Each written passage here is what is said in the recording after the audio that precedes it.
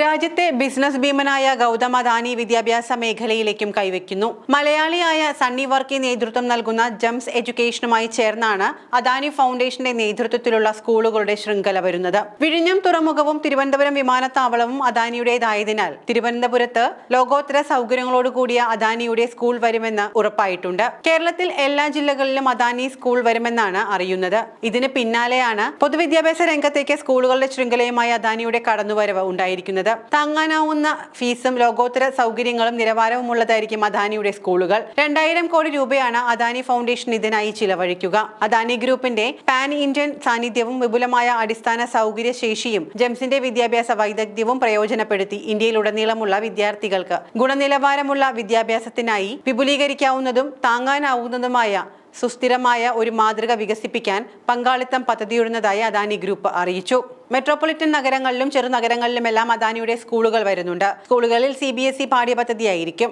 30% സീറ്റുകൾ ദരിദ്രരും അർഹരുമായ കുട്ടികൾക്ക് സൗജന്യമായി നൽകുമെന്ന് അദാനി പ്രഖ്യാപിച്ചിട്ടുണ്ട്. സ്കൂളുകളുടെ ശൃംഖല ആരംഭിക്കാൻ അദാനി നൽകുന്ന 2000 കോടി രൂപ പ്രാരംഭ സംഭാവന മാത്രമായിരിക്കും. ലോകോത്തര വിദ്യാഭ്യാസവും പഠനാടിസ്ഥാന സൗകര്യങ്ങളും സമൂഹത്തിന്റെ എല്ലാ തലങ്ങളിലുമുള്ള ആളുകൾക്ക് താങ്ങാനാകുന്ന ചിലവിൽ ലഭ്യമാക്കുകയാണ് പദ്ധതി.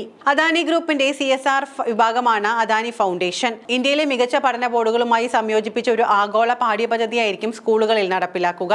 ചെയർമാൻ ഗൗതം അദാനിയുടെ സാമൂഹിക തത്വചിന്തയായ സേവനം ഉപാസനയാണ്, സേവനം പ്രാർത്ഥനയാണ്, സേവനം തന്നെയാണ് പരമ്പൊരുൾ എന്നതിന് അനുസൃതമായി മികച്ച ഗവേഷണ സ്ഥാപനങ്ങൾക്ക് ഈ പങ്കാളിത്തം വഴിയൊരുക്കും. 2025-2026 അധ്യയന വർഷത്തിൽ ലക്നൌവിൽ ആദ്യത്തെ അദാനി ജം സ്കൂൾ ഓഫ് എക്സലൻസ് ആരംഭിക്കും. അടുത്ത 3 വർഷങ്ങൾക്കുള്ളിൽ മറ്റു നഗരങ്ങളിലേക്കും ഇത് വ്യാപിപ്പിക്കും.